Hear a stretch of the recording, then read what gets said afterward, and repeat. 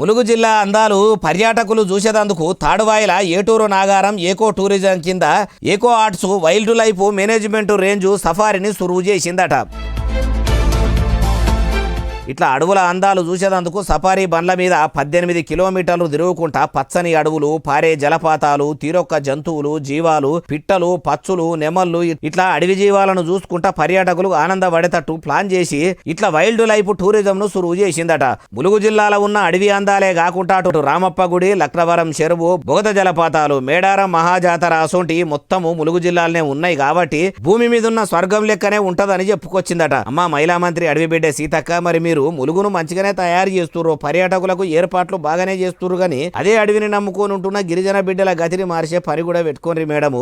వాళ్ళ ఎతలు కథలు వీడియోలు తీసుకుంటా ఇంటర్నెట్లో ఇడిచిపెట్టి అప్పట్లో శోకాలు తీసిండ్రు, కండ్ల నీళ్లు పెట్టుకొని కష్టాలు చెప్పిండ్రు. మీ లలిత కళలు అందరూ చూసిండ్రు కండ్లారా. ఇప్పుడు మీరే మంత్రి కదా మేడము, వాళ్ళ గూడాలకు తండాలకు రోడ్ల సవలతులు చేసి బడులు దావకాన్లు కట్టించి వాళ్ళ బతుకుల్లో ఎలుగులు నింపుర్రి.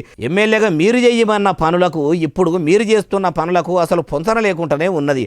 6 నెలలు సావాసం చేస్తే వాళ్ళు వీళ్ళు వాళ్ళు అవుతారు అన్నట్టు మీరు కూడా అందరు లీడర్ల లెక్కనే మారిపోయి అడవిలో అక్కగా పోరాటం చేసింది అంతా మర్చిపోయినరా అంటుండ్రు ఏ ముచ్చటిన్నోళ్ళు.